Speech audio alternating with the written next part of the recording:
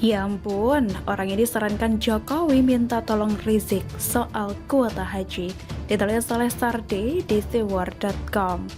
Jujur, saya pengen nangis saking sakitnya perut saya membaca lelucon ini. Ada satu orang disebut pengamat, namanya Muslim Arabi yang menyarankan agar Presiden Jokowi minta bantuan Rizik soal kuota haji.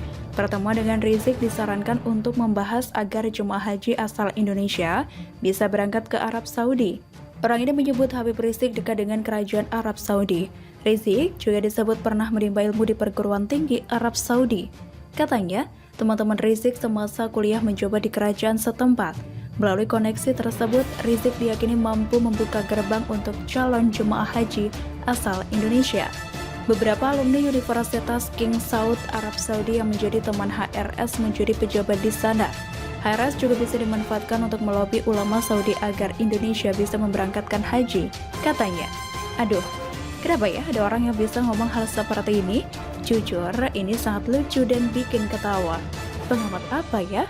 Rizik bisa lobi Arab Saudi. Siapapun tidak akan mau percaya kecuali pendukungnya yang percaya tak pakai mikir. Jangan-jangan orang ini juga percaya Rizik pergi ke Arab Saudi karena diundang oleh Raja Salman untuk umrah dan mendapat fasilitas super VIP. Atau mungkinkah dia percaya kalau Rizik adalah cucu? Tak usah sebut itulah. Kalau dia bisa lebih sehebat itu, ngapain juga dia balik lagi ke Indonesia? Hidup enak di rumah mewah, biaya hidup ditanggung, bisa tinggal selama yang dia mau. Kalau Rizik sehebat itu, dia tidak perlu dipanggil polisi soal bendera di kediamannya. Dia tidak perlu kena masalah overstay dan dideportasi. Dia tidak perlu pusing pulang ke sini hanya untuk diciduk dan ditahan sebagai pesakitan. Ini logika paling aneh yang pernah saya dengar. Masa presiden memohon bantuan pada orang yang lari terbirit-birit, hidup luntang-lantung di sana. Kalau mau fakta, justru Jokowi jauh lebih dekat dengan Raja Arab Saudi. Sama saja kepala sebuah negara, sama-sama orang penting. Rizik ini apaan? Orang tak penting yang sok merasa penting. Pengecut yang pakai topeng agar terlihat berani. Suruh Rizik lobi Arab Saudi, takutnya bikin otoritas sana tertawa terguling-guling. Ini juga tak kalah lucu. Pengamat ini juga mengatakan Arab Saudi mengetahui perlakuan buruk pemerintah Jokowi terhadap Rizik di Indonesia. Bahkan mereka beranggapan Jokowi telah memusuhi, memenjarakan, dan membunuh pengikut Rizik yang dikenal militan tersebut.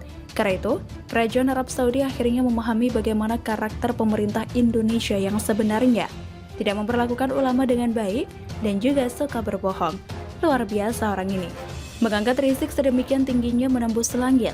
Saya saja yang mendukung Jokowi tidak punya nyali untuk memuji Jokowi sampai level itu.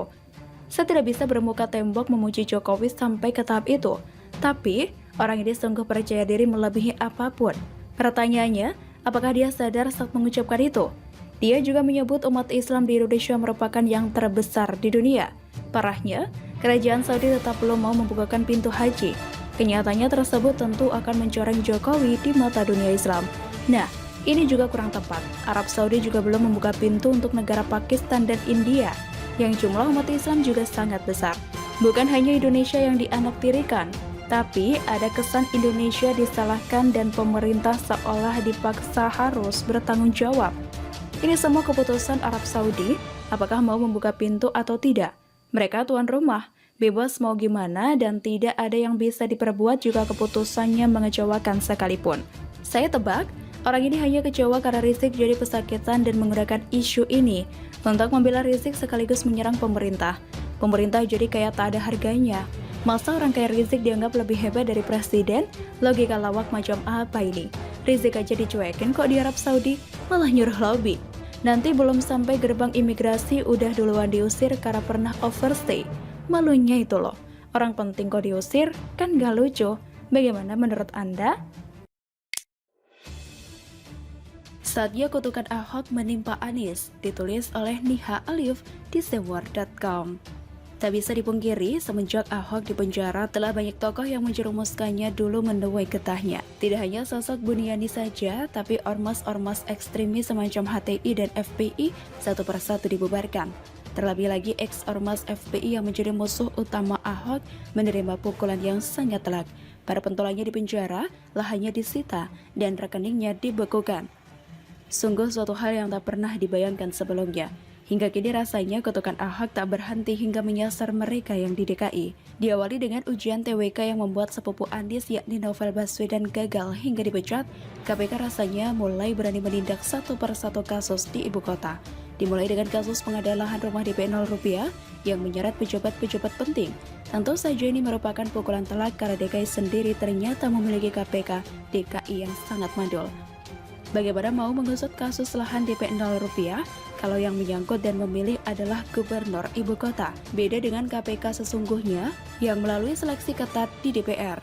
Kita lihat nanti sejauh mana kasus di DKI terungkap. Apakah nama Anies masuk menjadi salah satu tersangka dari sekian kasus yang ada? Kalau diamati rasanya mustahil kasus korupsi yang begitu besar tak menyentuh Anies sama sekali. Mulai dari membengkaknya anggaran DKI hingga pembelian lab iBond yang menghabiskan 80 miliar lebih. Lalu, ada anggaran fantastis lainnya untuk influencer. Cat jalan untuk sepeda yang menghabiskan ratusan juta karena bahannya diimpor dari Jerman dan sebagainya. Belum lagi heboh dana Formula E yang menghabiskan triliunan tapi tak jelas acaranya. Sampai program OKOC yang tak jalan dan juga naturalisasi yang tidak ada hasilnya. Termasuk pengadaan sumur resapan yang jauh dari target. Perlu juga diusut proyek-proyek tak jelas seperti bambu getah-getih, batu brojong, bongkar pasang atap JPO, jembatan kerang, monumen sepeda hingga proyek pengecatan atap rumah warna-warni. Terlalu janggal rasanya kalau Anies tak ikut terlibat bermain anggaran. Apalagi desas-desus yang menyatakan ia menerima rumah mewah dari salah satu pengembang. Dalam perjalanannya, Anies memang tak konsisten menolak reklamasi seperti yang ia janjikan dulu. Justru diarahnya para pengembang reklamasi bebas mendapat izin tanpa harus memberi retribusi ke APBD. Sangat beda jauh dengan era Ahok yang jujur dan juga transparan. Kita harap KPK tanpa ada Novel lebih berani mengusut kasus korupsi berjamaah di ibu kota. Karena semua orang tahu betapa memuakannya Anies Baswedan. Saat pandemi corona bukannya menggratiskan masker dan swab seperti di Surabaya, justru harga jual masker di markup.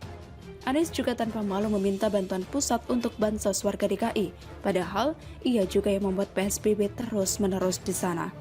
Sebaliknya, jika ada demo di ibu kota yang menyudutkan pemerintah, Anies tampil terdepan untuk membantu para perusuh. Seakan urat malunya putus ketika minta dana bansos ke pusat. Semoga saja kutukan Ahok segera menjerat Anies. Setelah Rizik tertangkap dan ustadz-ustadz kadron yang dulu membencinya kena sertifikasi dan juga terancam tak bisa ceramah, giliran Anies yang akan menuai karmanya. Kalau bisa, tak perlu ada nama Anies lagi di lembaga survei Capres, termasuk Prabowo yang saat ini tersandung kasus alutsista. Saatnya orang seperti Ganjar, Risma, dan mereka yang tulus membangun negeri yang menjadi kandidat Capres dan juga Cawapres. Kalau kutukan Ahok menghabiskan mereka sebelum pemilu nanti, Indonesia dipastikan selangkah menjadi lebih maju.